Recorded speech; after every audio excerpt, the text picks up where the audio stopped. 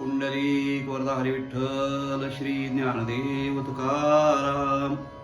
नमस्कार मंडळी, अमृतबिंदू या आध्यात्मिक मराठी यूट्यूब चॅनलवर पुन्हा एकदा आपले स्वागत आहे. मंडळी, आज फाल्गुन वद्य षष्ठी शांतीब्रह्म संत श्रेष्ठ श्री एकनाथ महाराज यांचा जलसमाधी दिन आहे. त्या निमित्तानं श्री एकनाथ महाराजांच्या चरणावरती आपण विनम्रपणाने अभिवादन करूया.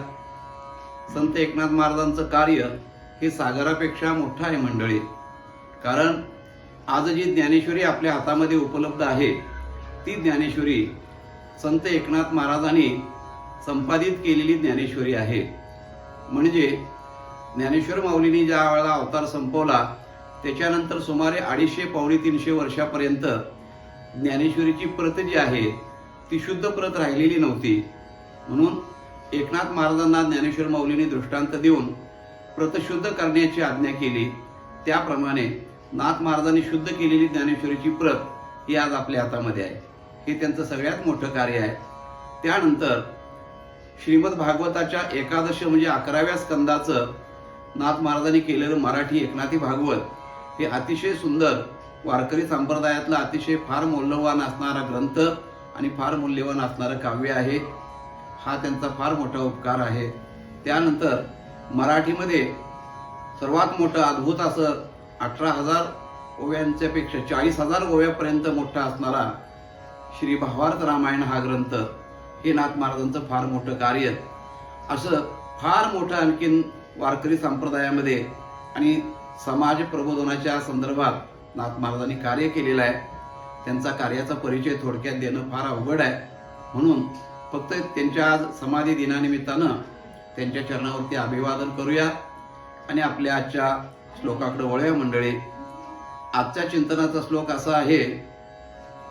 धरा श्रीवरा त्या हरा अंतराती, तरा दुस्तरा त्या परा सागराती, सरा विसरा त्या भरा निर्भराते, करानी करा त्या खरा मत्सराते. श्रीराम.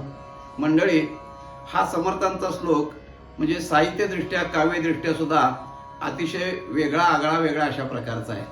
कारण साहित्यामध्ये ज्याला अनुप्रास म्हणतात तो अनुप्रास हा अलंकार फार महत्वाचा साधलेला आहे. समर्थाने या श्लोकामध्ये 16 वेळा अनुप्रास साधलेला आहे रा या अक्षराचा.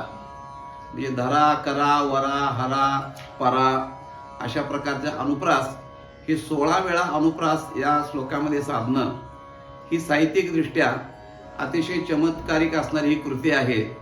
हे या श्लोकाचं एक वैशिष्ट्य आहे. आता या श्लोकाचे चिंतन करत असताना मंडळी समर्थ असं म्हणतात की धरा श्रीवरा त्या हरा अंतराते.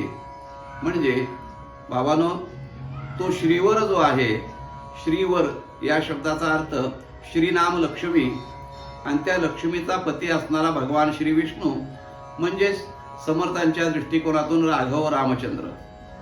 त्या रामचंद्राला म्हणजे श्रीवराला हरानी म्हणजे हर या शब्दाचा अर्थ महान तपस्वी असणारे भगवान शिव शंकर. या शंकराने ज्याला आपल्या अंतःकरणामध्ये नित्य ज्याचं ध्यान केलं किंवा करत आहेत अशा श्रीरामाला महाराज म्हणतात तुम्ही तुमच्या हृदयामध्ये धारण करा.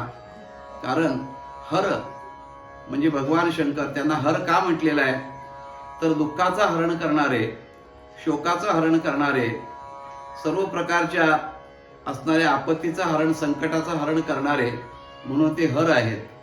आणि अशा हरांना भगवान विष्णूंचं ध्यान करावं असं वाटतं. म्हणजे ते ध्यान किती श्रेष्ठ असेल याचा विचार तुम्ही करा.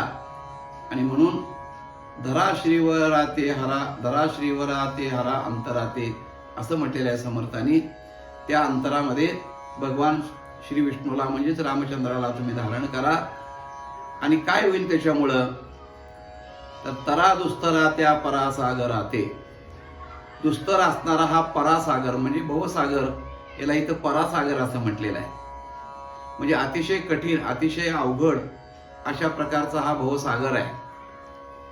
म्हणजेच हा जो संसार ज्याला म्हणतात किंवा जन्ममरणाचा जो फेरा म्हणतात अशी वेगवेगळी नावं आहेत त्याला. पण भवसागर या नावाने अध्यात्मामध्ये फार ठिकाणी त्याचं वर्णन केलेलं आहे. त्याला सागर एवढ्या करता म्हणायचं की समुद्राची खोली कळत नाही, समुद्राची रुंदी कळत नाही, समुद्रातल्या पाण्याचा अंत लागत नाही. हे जसं अनंत असतं समुद्रामध्ये सगळंच, तसं ह्या भवाचं सुद्धा अनंत आहे. त्याचा कोणाला मागमूस लागत नाही, त्याचा पार लागत नाही. अशा प्रकारचा तो भव समुद्रासारखा असल्यामुळं त्याला भवसागर भवसमुद्र म्हणतात. आणि तो जीवाला पलीकडे तरून जायचा आहे.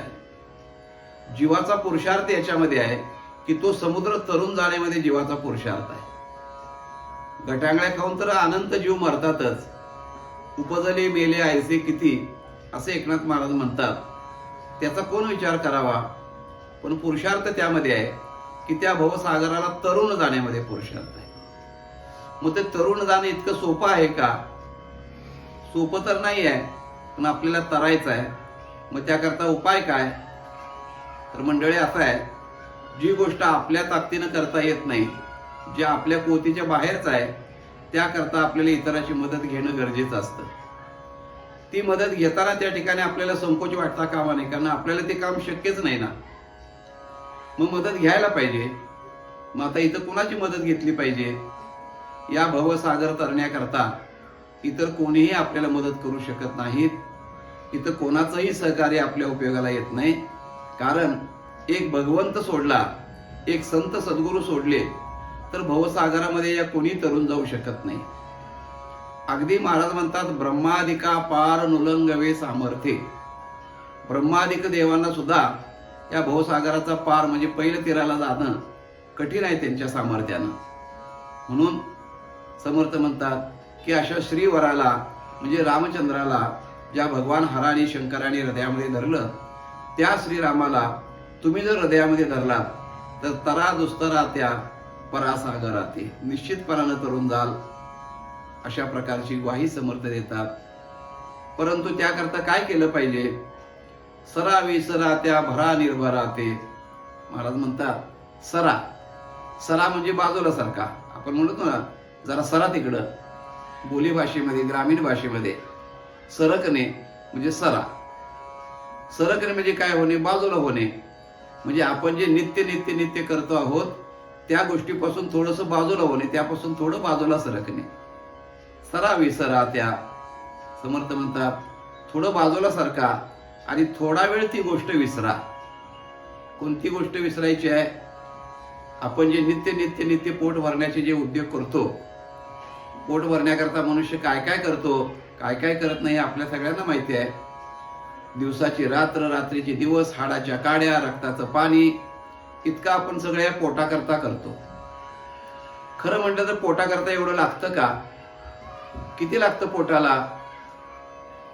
पोटाला एक ओंजळभर तांदूळ दिवसभराकरता भास होतात एका मनुष्याला. पण माणूस म्हणतो मी जे सगळं करतोय ते पोटाकरता करतोय.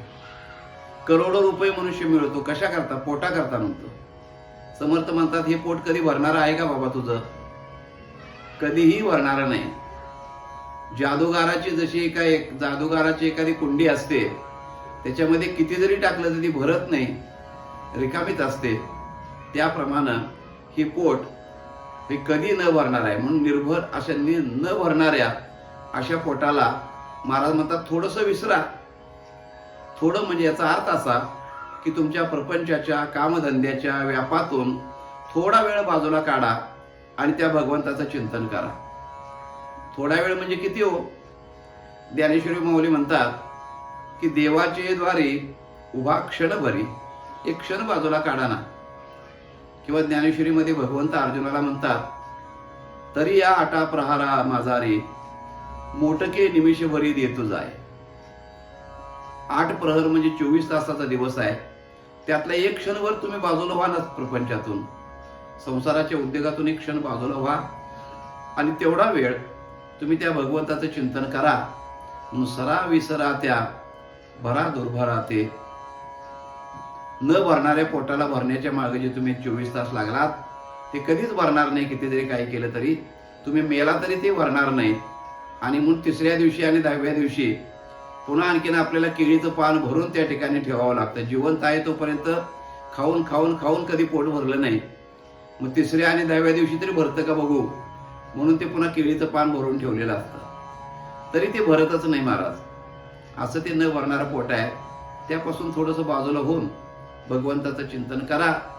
आणि काय करा म्हणतात महाराज, त्याकरता एक गोष्ट करा, करा आणि करा त्या खरा मत्सरा. ते मत्सर नावाचा जो खर आहे, खर या शब्दाचे दोन अर्थ होतात.